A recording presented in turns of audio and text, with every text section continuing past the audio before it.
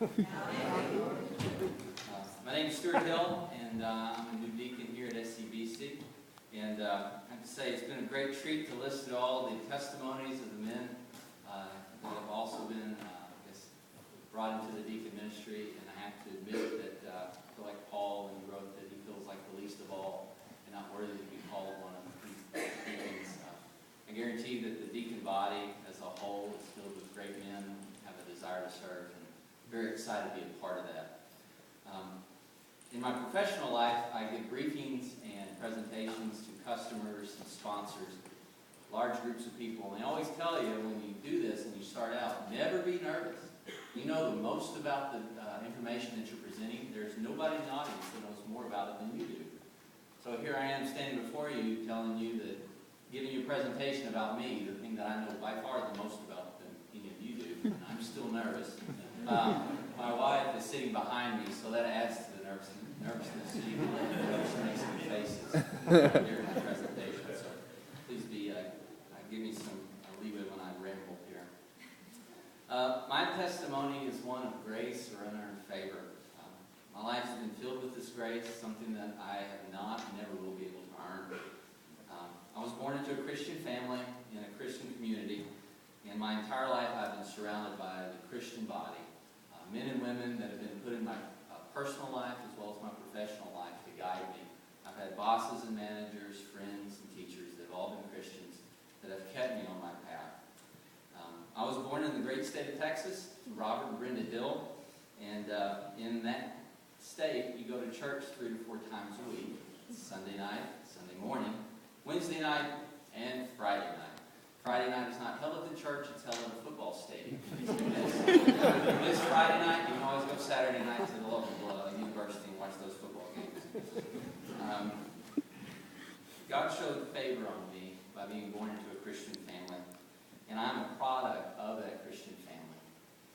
I grew up going to Grace Bible Church. It's a church that I grew up in, and to this day it's still filled with those Christians that touched my life. Vita Busby, Gene Cagle, Rick Hurst, Dick McLean, Kathy Wright, and they continue to this day to minister to my family there in Nacogdoches still. I was raised by my Christian parents and grew up next to my Christian grandparents, George and Azel Vanetta.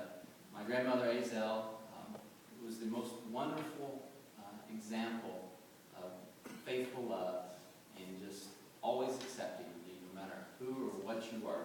And my grandfather, George Vanetta, worked on a small Southern Baptist church in Fort Bolivar, Texas, that he built, watched get torn down or blown down by multiple hurricanes, and he rebuilt it over 20 years. My grandfather was one of my heroes, and he lives in an example that I've always tried to live up to.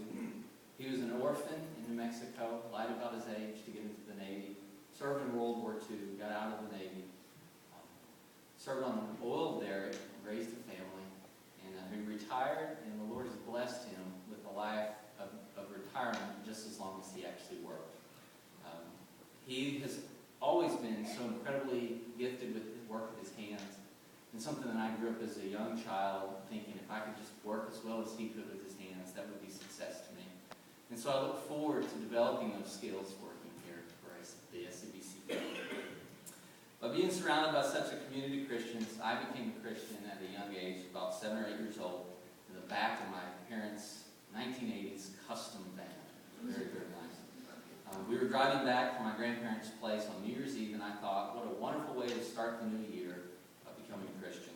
And so in the back of that van, I asked Jesus to become Lord of my life, and became a Christian that evening.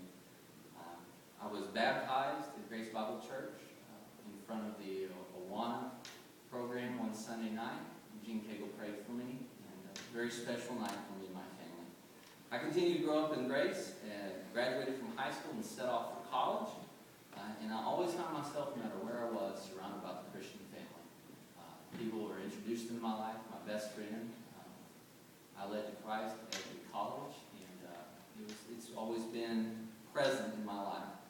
Once when it came time to graduate from Texas A&M, I was done with Texas. I was going to leave. I was going to go east of the Sabine, which, for you that don't know your geography, that is the border between Texas and Louisiana. And I was going to get out of Texas. And I told my friends, I'm going to go as far as the East Coast.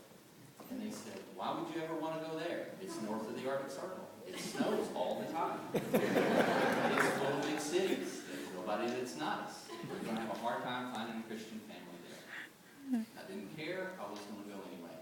So it came time to leave, and I happened to run across Kathy Ladd, which is, she's sitting right back there. And I really liked her a lot. So we decided to do the long distance thing. She stayed in Texas. I came here to Maryland, and for 3 years we did the long distance thing. Those 3 years were filled with a couple lows, a bunch of highs, lots of phone bills. After those 3 years, we got hitched and we moved up here. And she moved up here. And during those 3 years, I kind of struggled. I didn't really have a home. I was in between Texas and Maryland. Thought that I was going to go back one day, and really never found a Christian family or a church to attend. So when we got married, we went off on a church hunt. And I don't know how many of you've gone on church hunts, but you look for the perfect church. And your perfect church is the perfect church that you grew up in. And so I spent a year looking for Grace Bible Church of Columbia, and it does not exist. So we kept looking, and then at work one day, I ran across Jim Kennison, who found out that we were looking for a church, and invited us to SCBC. And one of the neat things that I've learned being out of the Bible Belt is that the Christian body of Christ is everywhere. You think that if it's not, you think that you're going to get out of your comfort zone, but the body of Christ is everywhere, and it is willing to serve. This church reached out to us and loved us, ministered to us. I actually got my truck stuck out in the mud on a New Year's Day service. I don't know if any of you ever remember it. Jim pulled me out of the mud, and that was a wonderful ministry. But we still kept our distance. We came in late, left early, didn't really do a whole lot of Sunday school, didn't do anything other than come to, as we call it back home, big church. My mother and my father came one time and asked us, why aren't you getting more involved in the church? And we said, well, it's hard to get involved in a church that we know we're about to leave. We're only going to be here for a couple of years. 3 years max. We've been here 7, 11. It just keeps getting bigger. So we finally decided to knuckle down, buckle down, and get involved. And this church has become our Maryland family. And being far away from home, I know some of you are even further away from home than we are, but it is a lonely feeling being away from home. And you never really feel like you're going to have a family. And this has become our church family. We have made friends. This church has moved us. This church has fed us. This church has prayed for my son when he was born and when he's been sick. And this is the reason why we have felt so confident that this is where we need to be right now.